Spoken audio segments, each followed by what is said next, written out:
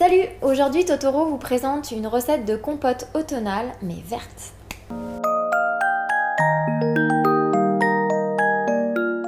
Alors pour cette compote automnale verte, vous avez besoin de pommes.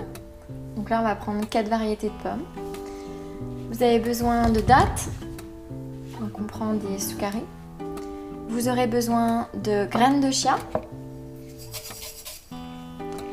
Et vous aurez besoin d'eau et ensuite d'épinards, de jeunes pousses d'épinards. Alors, pour faire la compote automnale verte, donc on va couper les pommes.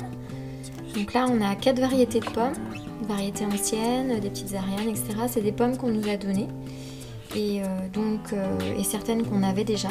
Donc on va garder la peau de celles qu'on sait que c'est des pommes bio. Et les autres, la peau, on va la garder dans un bol pour un jus pour la prochaine fois. Voilà,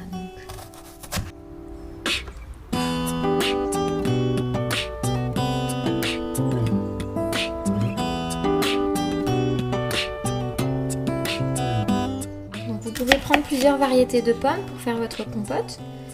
L'avantage de prendre plusieurs variétés de pommes, c'est que vous allez avoir des saveurs et des odeurs différentes. Ça va donner des touches variées à votre compote.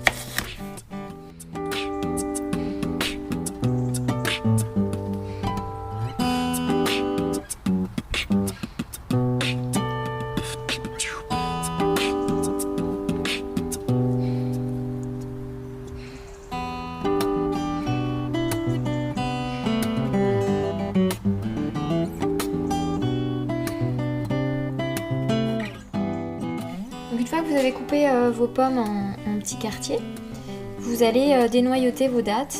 Donc là, on a pris 12 dattes. Donc attention de ne pas mettre les noyaux dans vos pelures de pommes si vous utilisez après les pelures pour faire soit notre dessert, soit un jus, soit pour les mettre à déshydrater. C'est très bon aussi les pommes déshydratées, les pelures de pommes déshydratées. Dans le blender. Tac. Ensuite, vous allez prendre les graines de chia, une cuillère de graines de chia, une cuillère à soupe en fait de graines de chia avec 5 cuillères à soupe d'eau. Et donc là, j'ai fait déjà les graines de chia, elles sont déjà gonflées. Donc je vais d'abord mixer les pommes avec les dattes et je mettrai les graines de chia ensuite. Donc vous gardez un verre d'eau aussi à proximité si vous sentez que ça bourre un petit peu, vous mettez un petit peu d'eau pour aider le blender à mixer votre mélange.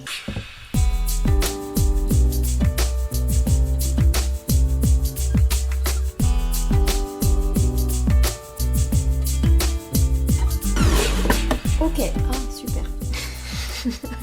Ça me gicle dessus. Alors, là le mélange il est bien homogène. Donc j'ai mis la moitié d'un verre d'eau. Et là je vais rajouter donc les graines de chia. Donc là les graines de chia, ça fait vraiment un aspect un peu gélatineux en fait. Donc ça fait un aspect gélatineux, elles ont gonflé. Et là je vais les mettre à l'intérieur du mélange. En fait je fais ça parce que sinon les pommes rentrent de l'eau. Et ça trie. Et je trouve qu'au lieu de mettre du psyllium, c'est meilleur avec les graines de chia. Et puis plein de bonnes choses les graines de chia pour la santé. Et pour les enfants c'est parfait, c'est bourré d'oméga. Voilà. Donc on va mixer avec les graines de chia et puis ensuite on mettra les épinards. Alors bien sûr si vous n'avez pas des appareils surpuissants et super chers, vous pouvez faire la même chose avec, à peu près la même chose avec des appareils moins onéreux comme la girafe pour faire la soupe, etc. C'est juste qu'il faudra mettre plus d'eau pour pas que le moteur chauffe trop et surtout plus de temps. Hein. Voilà. Et là maintenant, donc j'ai pris une grosse poignée d'épinards, de pousses d'épinards que je vais mettre à l'intérieur.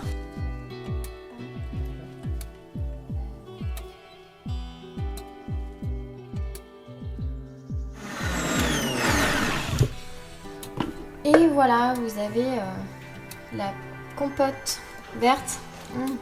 Ça tombe par terre, dommage. la compote automnale verte qui est prête.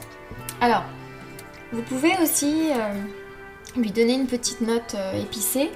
Vous pouvez lui donner une petite note épicée en rajoutant de la cardamome. Si vous aimez la cardamome, ça va très bien avec les pommes. Ou de la cannelle, ou les deux. Ou après, vous pouvez rajouter aussi, si vous avez envie de quelque chose un petit peu réchauffant, mettre du gingembre avec. Vous râpez un peu du gingembre ou des petits bouts que vous mettez dedans. Voilà, libre à votre fantaisie et votre créativité. Là, moi, aujourd'hui, j'ai envie de mettre de la cardamome. Donc là, j'ai ouvert une gousse de cardamome. Et je vais mettre quelques grains dedans. Parce que la cardamome, c'est assez fort.